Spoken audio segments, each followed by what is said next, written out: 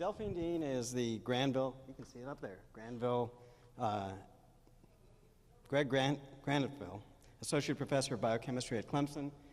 She got her PhD, her bachelor's and PhD a few blocks away at MIT, and started at Clemson in 2007. And here's where I get to sound like Agent Smith, because she lives two lives. In one life, she's this nano-measurement expert, doing this very precise work with use of AFMs. And in this other, she leads this creative inquiry work at Clemson, where students are taught to look at problems, just social problems, and be engineers with them. And so they've worked in, mostly I think in Tanzania. They've got students going there, and they go out there and they find problems and they start fixing them and help the infrastructure of the country get better. There's a lot more details on the website, so I'm not going to bore you, but I met Delphine about 10 years ago. She was visiting Agilent Labs. That was back when I was working on atomic force microscopes, and her being an expert user of atomic force microscopes, we struck up a friendship. It turns out I found out she was going to school at my alma mater, which is she was a professor at my alma mater, which is Clemson. And so when I would go back there on family visits, I'd drop in and see her, and she'd show me all the stuff she was doing with AFMs, and so tell me how bad these user interfaces were, and all the stuff we had to fix, and where the hell was my data, because I know it went from here into there, into the computer, and now you're not letting me see it. And then she would show me this other stuff about creative inquiry, and there would be, there was are you going to talk about the neck braces? Mm-hmm. Okay. They're in her lab, what looked like the world's crummiest waste baskets, right? And she'll explain, and it's like, what the heck is that? Okay, she'll explain that. And then she was telling the story about how, and this was during the Arab Spring, she gets emails from concerned parents in South Carolina going, I know you have my kids somewhere in Africa, country starts with a T.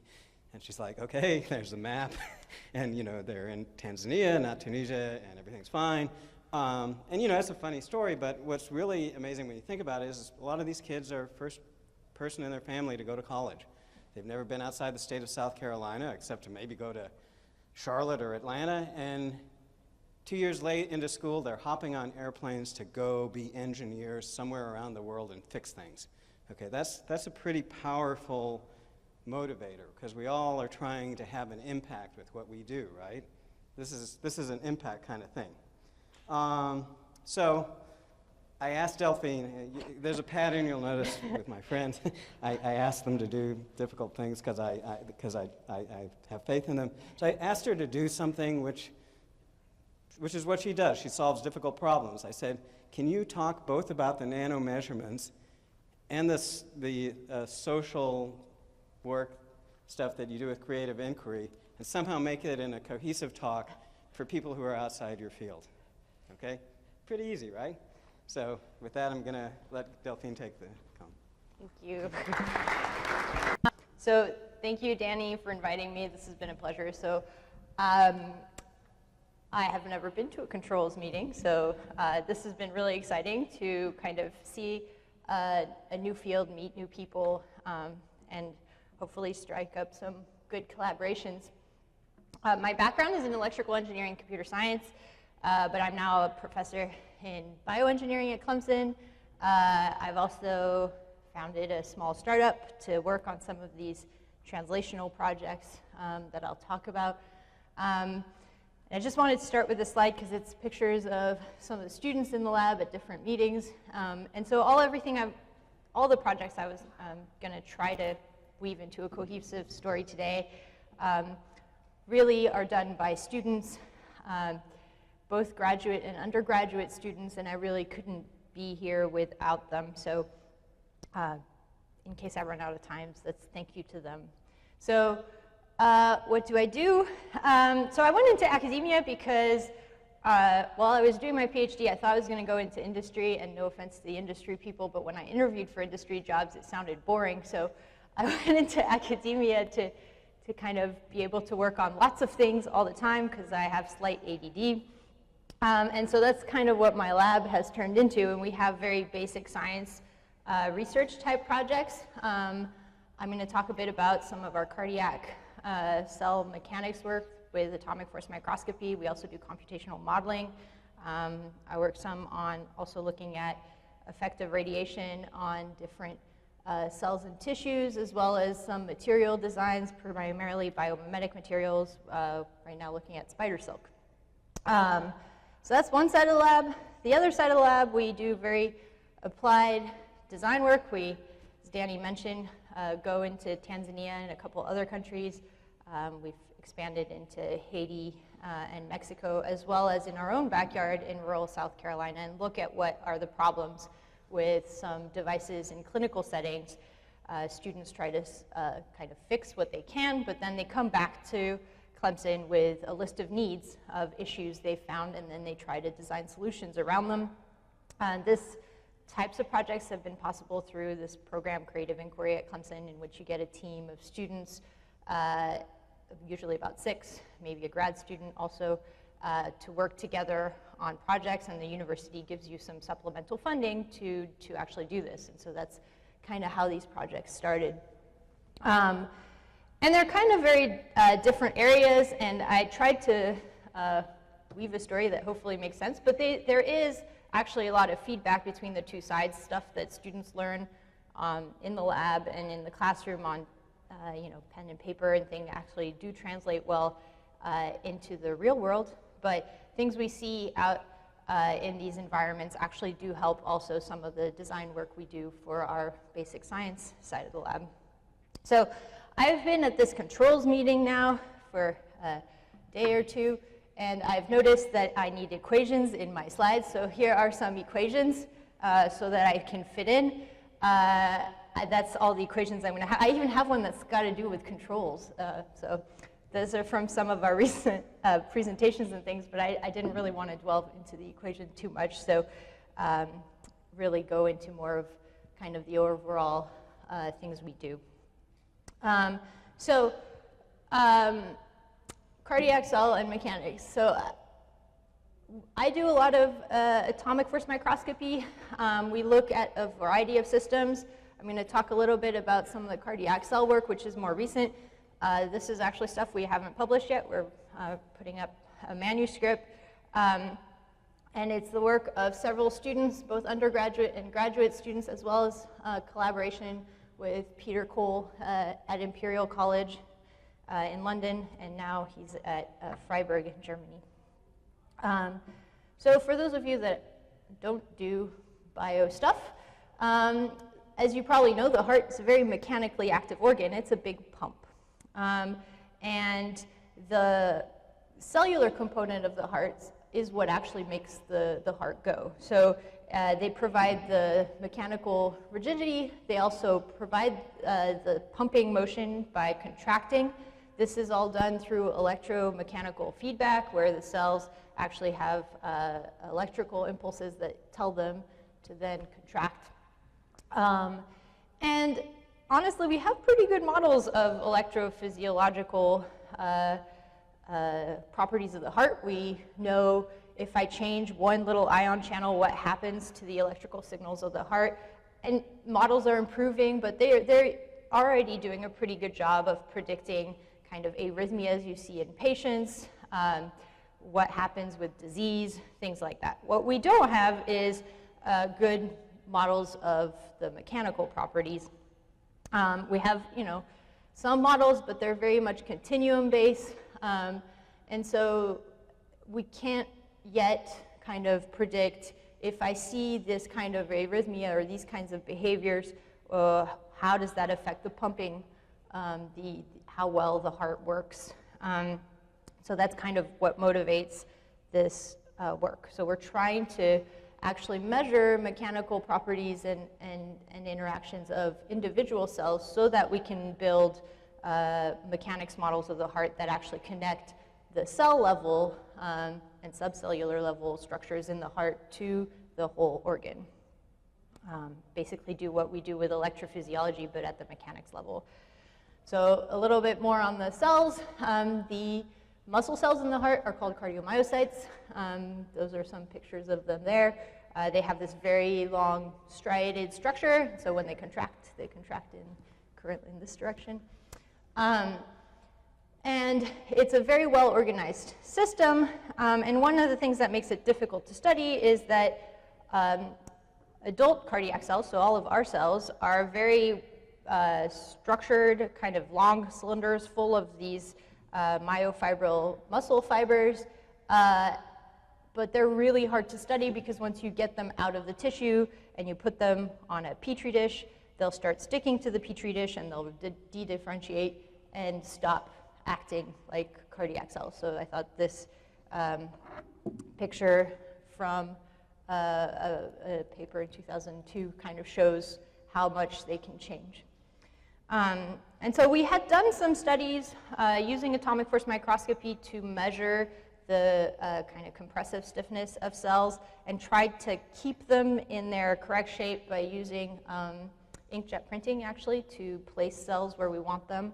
And that sort of worked, but it wasn't perfect. And so what we've been trying to do recently is actually build systems that can allow us to characterize the mechanical properties of these cells in both axial and radial direction. So basically the stretching as well as in the normal direction. And to do this, we've kind of combined two systems. Atomic force microscopy, which is kind of what I do all the time, so I knew how that worked. And then in Dr. Cole's lab at Imperial, they have a carbon fiber system in which you can actually stretch individual cells. We had to figure out a way to make all this stuff work together. So this is kind of the system. Basically, you have an atomic force microscope tip that goes on top of a cell, and you can actually push into the cell or sit it there and measure forces. And then the carbon fibers on the side can be used to stretch the cells or measure the forces in the axial direction. And so all this is done with piezoelectric controllers. To keep the cells happy, we have a kind of fancy perfusion flow chamber system, which allows for the media to be kept at a nice 37 degrees. You can push in different drugs or other agents. It has a non-stick surface, basically, so the cells don't stick to it. There's electrical pacing electrodes on the side, so we can electrically stimulate the cells. There's a bunch of other sensors that I'm probably forgetting. So we have a lot of control over what the cells see in terms of their microenvironment while we're doing these measurements. And that's really important in order to actually make measurements that have some kind of physiological basis, right? Because if you start dropping the temperature or you let the media pH change a lot, the cells don't behave like they do in the body. So this is kind of a setup, and I am totally skipping over the hard part, which is you have to get the cell between the two little carbon fibers and placed underneath the AFM tip, which is honestly kind of a pain in the butt, but you get pretty good at it after a while. So my student Aisha actually did all these measurements, and so she's gotten pretty good at it. But one thing that we found is that while you stretch the cells, the carbon fibers can slip. And so in order to make sure we knew exactly how much stretch we were applying, we actually used an optical system to look at the sarcomeres. So if you look at the cells, the inside of the cell has this kind of striated pattern, and as you stretch the cell, the sarcomeres, the striations, change and get stretched. And so by measuring the actual sarcomere deformation, we know exactly how much the cell has been stretched. So we don't just rely on the carbon fibers, say, okay, I've stretched it 10 microns, but actually how much has the cell stretched is done using this optical system. So this is kind of the whole thing put together. And here you can see the little chamber with the carbon fibers and the AFM part on top. And so what kind of data do we get? So this is actually kind of just an example of not the greatest data, but just to show you what happens when things slip a little bit, so you actually get a little bit more noise. Most of our data is a lot actually smoother than this. So this is kind of AFM indentation. I think people say it's nano indentation because it's nanonewtons, but we're indenting in the cell's microns. So from an AFM point of view, these measurements are relatively more straightforward because cells are big, they're relatively stiff, so it's easy to make these measurements a lot easier than when you're pulling on molecules. So one thing we noticed right away was these adult cells are very elastic. There's not a lot of hysteresis in the data, which is different than most of the other cells we've looked at. But now the really exciting part is we can actually measure the properties of the cell in the radial direction while we also stretch the cell, and basically kind of apply stretch and measure the apparent elastic modulus in the radial direction when the cell is not contracting. So this is kind of this kind of data for a lot of cells. If you stretch the cell a little bit, the modulus drops a little bit, and then basically as you stretch the cell more, it gets stiffer and stiffer. And then if you let go, it comes back. And we can actually compare the axial and radial forces and kind of really begin to make a model of what this material that is the cell actually behaves like. And so we now know simultaneously what the radial and axial mechanical forces are. And one of the interesting things, or at least to me, is that you can stretch the cells, and we think about cardiac cells as kind of working in this direction, right? That's usually how they're contracting. And if you stretch the cells about 10 microns, you can generate about 25 nanonewtons of force. If you indent the cells in the radial direction, about 1 micron, you get the same amount of force. So they're very stiff in the radial direction, which I think most people really haven't taken into account for modeling.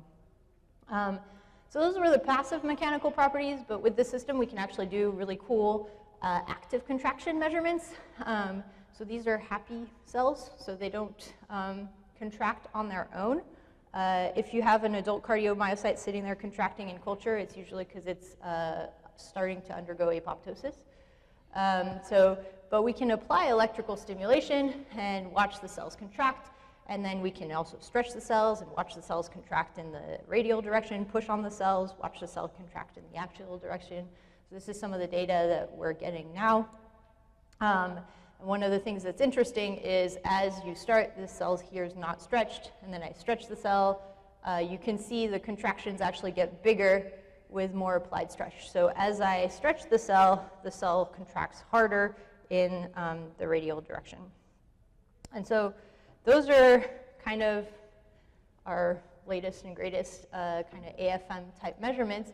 What we're able to do with this new system is actually measure mechanical properties of these cells in 2 different directions at the same time, which is really exciting for the eventual goal of building models. So, and this is what was really exciting about the data is that actually the radial mechanics, so the mechanics in this direction, depend a lot on what the cell's doing in the other direction. So now that we have this data, we can actually build computational models of the cell. So this is a different part of the project we're working on, is actually taking imaging data from the cells, using that to build finite element-based models of individual cells as well as ensembles of cells using different machine vision techniques. And then from that, we can actually build a tissue now that has a bunch of little cells that behave mostly correctly.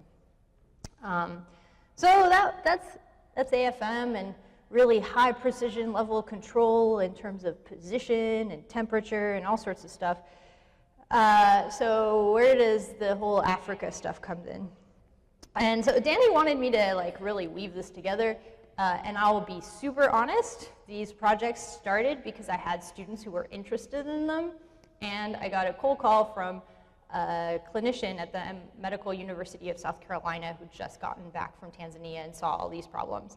So initially, it really just started because I thought they sounded cool, you know, and I'm an electrical engineer, so sure, I can fix these things, and that's how we started. But as I said, I think as it's been going, we've been seeing more feedback between the two. This is done through a creative inquiry class team project. Usually we have about 12 to 18 students enrolled in the course every semester. They work on lots of different projects. But besides the students, I couldn't do this on my own, so this is our collaborators, the clinicians, both in the US as well as in Tanzania, as well as our collaborators at Arusha Technical College on the biomedical engineering side. And so just for you to kind of orient yourself, this is the maternity ward at Haydom Hospital, which is a large referral hospital in a rural part of Tanzania. And you can see there's no paved roads or anything between the buildings. So for those of you who don't know, Tanzania is in East Africa. So this is what I have to explain to parents before their kids go. This is Tanzania. We recently had Ebola outbreak. That's over here, right? Tunisia's not anywhere near there. So Africa is a continent, right? Is very big. Tanzania is a country just below the equator on the east coast of Africa. It's about the size of Texas. So it's a very large country. It's relatively prosperous compared to neighboring countries, and their healthcare system has actually made a lot of improvements lately. However, they still have a lot of issues, and that's kind of what we've been working on. And I've been able to work on this through also the help of a nonprofit which does medical training in Tanzania. So how does it work? Well, students go for internships kind of in hospitals in Tanzania, usually over the summer for 4 to 6 weeks, during sometimes spring break or the winter for just 2 weeks. They help repair equipment in hospitals and clinics. They also work with, if the clinic has an engineering staff, the engineering staff to do assessment of the medical devices there. And then they come back with a whole list of needs, right? Things that were issues that they saw in these hospitals. What were the problems? Why were these problems? And can we actually engineer something to solve them? And again, this really is possible because of great collaborators in a variety of places.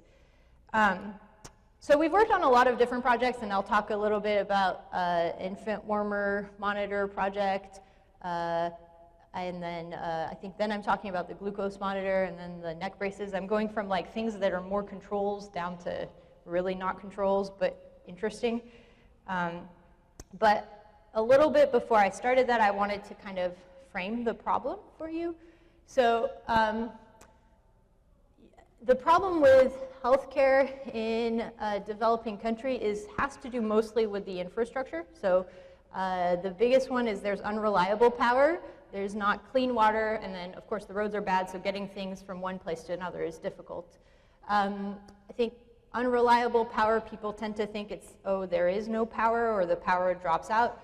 That's actually not the biggest problem. The biggest problem is instead of getting your nice 50 hertz with 230 volts, something like that, we've measured out of the wall. It goes anywhere between 45 and 60, and then the magnitude comes out between 0 and 400, 450 we've measured coming out of the wall. So most of the devices that are in these hospitals aren't meant to be working on a power system that kind of does that. And so what that leads to is a lot of broken equipment, and I'll show you a bit of data that we got from our hospitals, but some hospitals have upwards of 50% of the equipment they have in the hospitals is actually out of service. Just for your reference, in a hospital in the US, that's usually only about 1%. The other problem is you get equipment that's been bought, but you also have donated equipment, and there's been studies that have shown that as much as donors are well-meaning, 60% of them admit to having donated broken equipment, so it's just equipment that comes in, is already broken, so it goes in a back room, and then you get these big rooms full of broken equipment. So we've worked in hospitals like Muhimbili, which is in Dar es Salaam, biggest city in Tanzania, which is a huge urban hospital, as well as smaller referral hospitals in rural areas. This is Mbeya, that's Haydom. And kind of the students go and try to fix things, but then also assess what the problems are. And then this is a slide to remind me to thank the students for all their work, because the assessment part is a pain in the butt. Most of these hospitals don't have good records of their equipment, so if they have records. It's all paper-based, so students go and they have to enter things manually.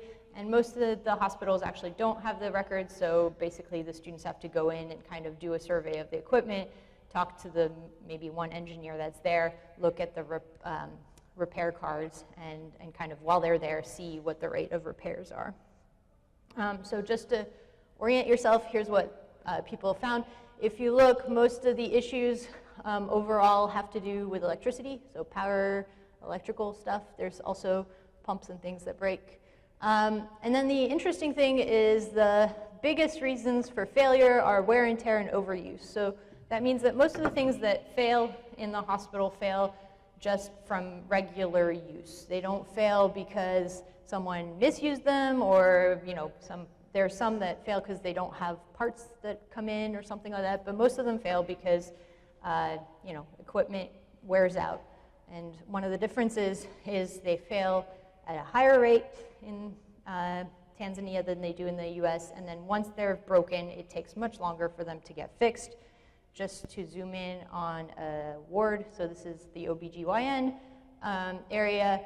If you look, these are some of the equipment that had longest repair times. So electrical suction units, oxygen concentrators. I hate oxygen concentrators. They break all the time. Like, you go to any hospital anywhere, it's always like, can you fix the oxygen concentrator? And then infant warmers. And the repair time in this particular ward varied from several weeks. But this is on average. Actually, sometimes it took months, and so standard deviation bars are really big. And overall, there's a large disparity for how long things take to get fixed. And because of that, your average time of disrepair was 2.7 years for all the hospitals we looked at, and that's mostly because of the large imaging equipment. So CTs and stuff can go down and stay down for years, and so they push the average up a lot. So I was going to focus on kind of this infant warmer, because that's the first project we worked on. And as you probably know, when infants are born premature, they need a lot of support. And so one of the reasons that we have good infant survival rates in the US and in Europe is because we have a lot of equipment to help support these very premature babies. The infant mortality rate in Tanzania is almost just exactly 10 times that of the US. And there's a lot of reasons for that, but one of the issues is this kind of lack of very controlled infant care right after birth. So this is one of the issues that kept coming up, and that's what one of the projects students started working on. So here in the US, when a baby is born premature, they get put into one of these fancy incubators. It has 2 types of temperature control. It controls the air that goes in there. There's also a heating element that underneath the baby, and it measures the temperature of the baby and controls exactly how much heat the baby gets. It also controls how humid it's in there. There's some filters, so the air and everything is sterile. It's on a motorized bed. The bed can go up, down, sideways, depending on what they need. You can have extra breathing support. There's Billy lights for jaundice, and then it has all sorts of monitoring and alarm systems for their heart rate, blood oxygen levels, blood pressure, temperatures, all sorts of things. So this is really cool. And you might be saying to yourself, well, it's very expensive, and so is that the problem? So it is really expensive. One of these things costs about $5,000, which for a hospital in Tanzania or even in the US is an investment. But as is the case with most of the things we've seen, cost isn't really the issue and not really the driver of the problems. What the problem is, they have incubators, so here's some of our students trying to fix one, but they break. And I put break in quotes because sometimes they're on and clinicians aren't sure if they're broken or not. And so most of the reasons they break have to do with the fact that, again, the power coming out of the wall is not what the incubator expects. And it's one thing if it just cuts off, and the whole system goes down, but it's a problem when the power kind of spikes. And so you get issues with the behavior of the incubator. Parts fry inside but don't really take out the whole system. Also, they're in rooms that have no air conditioning. In the hospitals that do use them, because there's not enough of them, they'll put multiple babies inside one incubator, which isn't meant for multiple babies, so this stresses the whole system.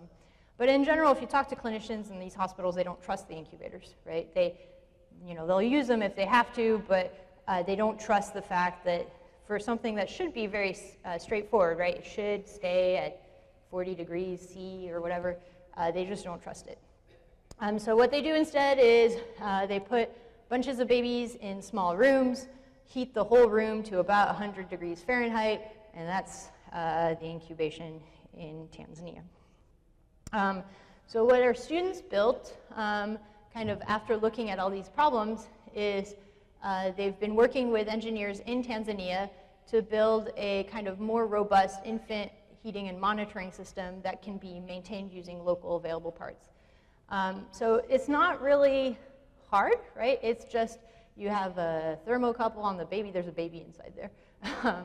It regulates the temperature on a heating pad. There's a bunch of other monitoring equipment that goes in there.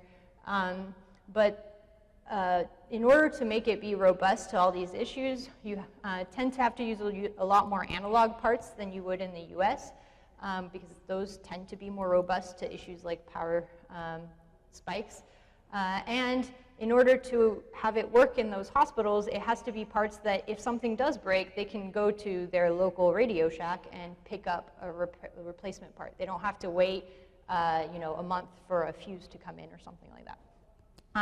So this has worked pretty well. We're still kind of tweaking the design with some engineers in country, but they're starting to actually implement this in hospitals. So see, there was some controls in there. So that was the first project. So this student here is Kayla. So Kayla went on one of these internships. She was working on this monitoring project. Kayla is a type 1 diabetic. And what I did not know when she was there is she ran out of diabetic testing supplies because she brought the wrong test strip for the monitor she has. But Kayla's had diabetes since age 4, so she knows how to control it. She said, no problem, I'm in Dar es Salaam. It's the biggest city in Tanzania. She went to every pharmacy that anyone could think of to go buy diabetic test strips, and they didn't have any. So that is why we started working on this project, which used to be called GlucoSense, trying to make diabetic monitoring supplies and systems that would work in Tanzania. So as I mentioned, Kayla came back and was like, I'm going to work on this. And that's when she told me also that she'd run out of diabetic supplies while she was there. I reminded her we have great insurance. She could have flown back to the US, or I could have, but she didn't want to worry me. So that was good, I guess. So here's one of the issues. So most traditional diabetic monitoring test strips cost about $1 a piece. They've gone down in price now. You might find them at 20 cents a piece. According to the Diabetes Association, you should test your blood sugar 5 times a day. So most people in Tanzania can't afford this. This is too expensive. Now, if you want a cool control system, by the way, you should look at how the body regulates blood sugar. So I'm not a diabetic. I can eat a dozen donuts, and fairly quickly, my pancreas pumps out some insulin. Blood sugar really doesn't spike much. Now, a diabetic eats a donut, their sugar is going to go through the roof. So they're either type 1 diabetic, so they're not producing insulin, or if they're type 2 diabetic, which is probably what you've heard more of, the insulin they do produce, just they're resistant to it, so it's not working. So in order to actually control and manage their disease, they have to monitor their own blood sugar and then appropriately take medication or some action. And so diabetes in Tanzania is becoming a problem because the healthcare system is doing well. People are living longer and starting to have things like type 2 diabetes. But there's no monitoring. And so the students came up with this idea. Basically, you take an inkjet printer, you pour out all the ink, you wash the inkjet cartridge, you put some components in there, and then you can print off these test strips on coffee filter paper. and you put your sample, and if there is glucose, it changes color, and you can measure that color change using just a simple LED photo detector.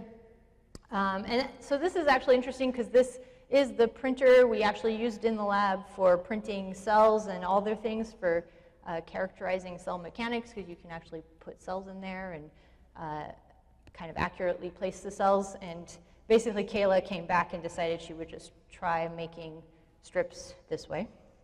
And this actually worked really well. And the nice thing is they're cheap. And you can make a cheap meter that actually works for it. But because it's a color change, we can actually read it using a cell phone app. So that's kind of what we're commercializing now. So these strips change color if it's either blood or saliva with glucose in it, and then you can use the camera on your phone to take a picture, and then it calculates the blood sugar. The nice thing with this is you can be in the most rural place in the world, and everyone will still have a cell phone. So it's actually kind of getting around some of the issues of supplies of meters and things like that. So we're commercially developing this also because this is a problem in our own country. In rural South Carolina, students have won a bunch of awards, and so somehow I found myself being an entrepreneur, which is not what I set out to do, but it's been fun. And then the last project I wanted to mention has nothing to do with controls, but as Danny mentioned, we have this other project which kind of highlights the fact that not every solution to every problem has to be super high tech. And so this is a problem that the students saw in a hospital. They were in Mwanza, and a previous study had done that, that said that 17% of fractures in Mwanza at the hospital are head, neck, and spine fractures. And while they were there, there was a big car accident wreck. And so a lot of patients came in, and what you normally do, right, is you kind of isolate the neck, make sure it doesn't move, so if you have a fracture, this can heal. The hospitals are always running out of these plastic neck braces, and they don't have enough, so what they do instead is they make the patients lie on a hard surface, and the patients are there for 2 weeks to a month instead of just going back home. And so this is a big problem. So these neck braces cost about $20, and the problem is in part cost, but not really cost. Most of it is getting the neck braces to the hospitals. So what the students did is they worked with local basket weavers in a rural area of Haidam to design basket woven neck braces that basically mimic the cervical collars. And they went through a couple different design iterations. So here's Mama Maria with her basket woven net braces with different iterations of the design cycle to come up with a structure that was sturdy enough to actually effectively stabilize the neck. The nice thing with this project is it's actually implemented. The women in Haidam actually are making these. They sell them for $5. So they make good profit on this. The students worked with them to come up with kind of quality control ways of making these things at standard sizes. And they're being used in the hospitals as well as by first responders, the flying medical services that are always running out of neck braces. So it's kind of local business development. So that's kind of everything I wanted to talk about. And I guess the summary of things I've learned from going to Tanzania with students is the first one is just because something works really well in the lab doesn't mean that it will work in all the scenarios people will think of to use it in. And so I think the incubator is a good example of that, right? We know exactly how this thing works, but when you put it in an environment that it was not designed for, those things fail, and they fail like majestically. So trying to think of, I try to teach the students that when they're doing this, that when they're trying to design a new product or something, they should think about it in terms of the global context. Where is it going to be used as your primary market, but where might it be used later? Because if you kind of think about that when you're designing the device, you can actually make it a lot more robust for a lot of different areas. The other thing that I've learned is not all solutions to biomedical problems have to be super high-tech engineering things. I think we've done more things like the basket woven neck braces. We've looked at other bracing. We've worked on some rehab equipment that you can make using bicycle parts and things like that. It doesn't have to be the big high-tech thing with the newest sensor that works. A lot of times some of these lower tech solutions are cheaper and work just as well. And then I think the really cool thing about these projects is students can start, you know, as freshmen or sophomores even, working on something that they see has an application. And as they go through the curriculum, they, you know, in class will see things like circuit design and things like that and see where it's being applied and have more, I think, ownership of the projects and things they do. So you see that students are more engaged with being an engineer. They kind of have a sense that they can have direct impact in communities both at home and worldwide. And then my big thing is that I'm never bored, so students come up with all sorts of crazy stuff, and so it keeps me entertained, which I really appreciate. So with that, I wanted to end. Thank all the students that have worked on this, as well as my collaborators, and of course the funding, particularly the Clemson Creative Inquiry program that has helped support some of these student projects and really move things forward. And with that, I'd like to thank you for your attention and take any questions.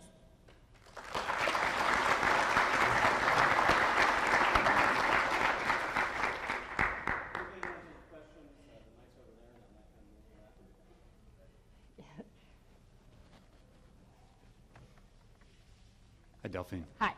Your test strips, what Yeah. kind of accuracy are you getting? Yes, good question. So in the lab, when we first made them, we were excited because we did get pretty much FDA accuracy. Now, the interesting thing with accuracy on test strips is the FDA has a standard. There's an ISO standard. These are all done in the lab.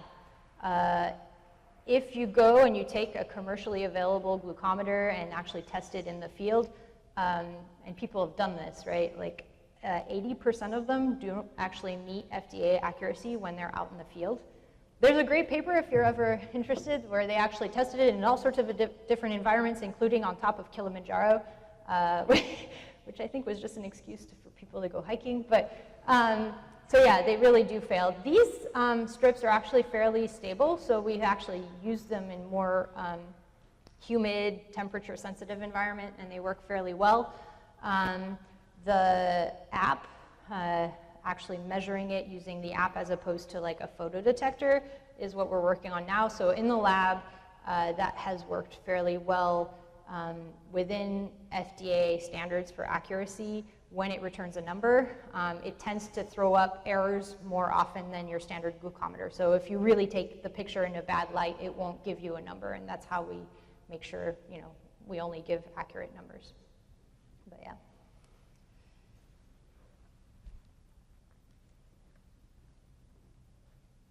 Your creative inquiry work obviously offers benefits for all the parties involved. Can you comment on the sustainability of this type of activity? Yeah. What helps and what hurts? Yes, so creative inquiry definitely helped to get it going. And I still appreciate, so the way it works for creative inquiry, the office will give you $2,000 of supply money for each team every semester. Still appreciate the $2,000 of supply money. It little goes a long way. But it was through this that we got some initial results, and that got us seed funding. So we currently have a Venture Well program grant for some of these activities for the longer internships. We had a small Gates Foundation grant, which interestingly enough, Gates is an interesting place to apply. We got because our Senator Lindsey Graham went on safari with Bill Gates and mentioned our projects. So I tried applying lots of times and nothing happened, but then he went on safari and suddenly we had money. So you never know. And then a lot of these kind of more design projects, as a whole, it's hard to kind of get a programmatic thing funded, but some of the different areas do have funding. So we get some NIH funding with our clinical collaborators to test some of these things in the field. and things like that. So that's how most of those projects kind of are sustainable. In terms of the teams themselves, I have creative inquiry teams that do a lot of these types of projects. It's a lot of work the first semester because it's all new students, but once the teams get going, they're on teams for at least 3 semesters, but usually like 6. So, you know, once they get going, the senior students have been on the team for long enough, they're pretty much grad students, and they help train the new students. So from my own personal time point of view, it's kind of its own little machine. I go to the group meetings once a week. They pop in the office if they have an issue, but it's not this, I think people have this idea that undergrad research can be this whole time sink thing, and the structure of having them as a group makes it work a lot better.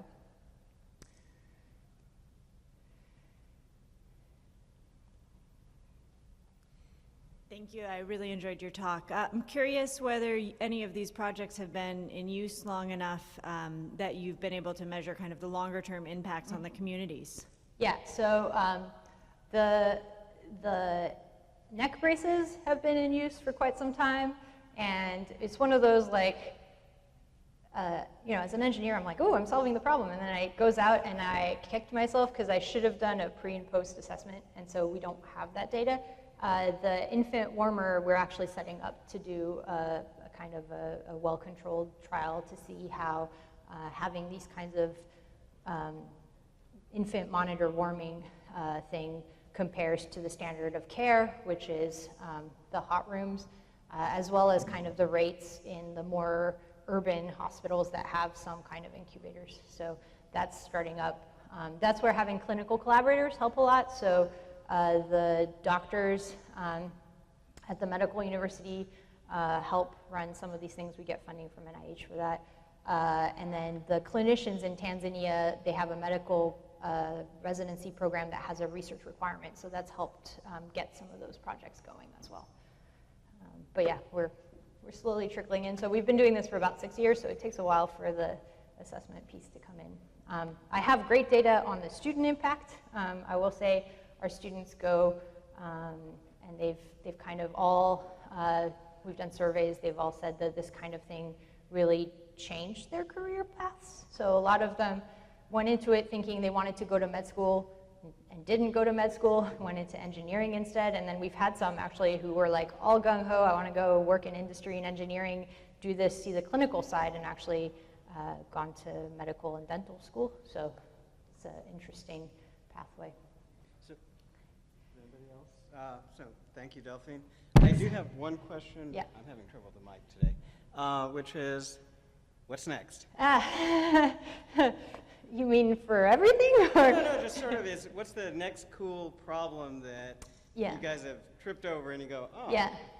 So the next cool one that we're working on, which I'm really excited about, is a little bit more on the diagnostic side. So one of the issues that kept coming up was, this is a problem in the US too actually, is people come in and they're sick and they have some kind of infection. So you take a throat culture, urine test, something, and you have to culture it to get results to know what the heck they have. And that takes time. So there's a quick strep test now, but most of you know if you take a strep swab, it takes a couple days to a week. And part of the problem they're having in Tanzania is because the hospitals are so far away from everything, people don't come back for their diagnosis. So what the doctors kind of do now is like, they do the culture, but they kind of guess, and they give them some antibiotics, which, as we know, for antibiotic-resistant bacteria is bad. And so what the students have developed is kind of a novel, quick test to do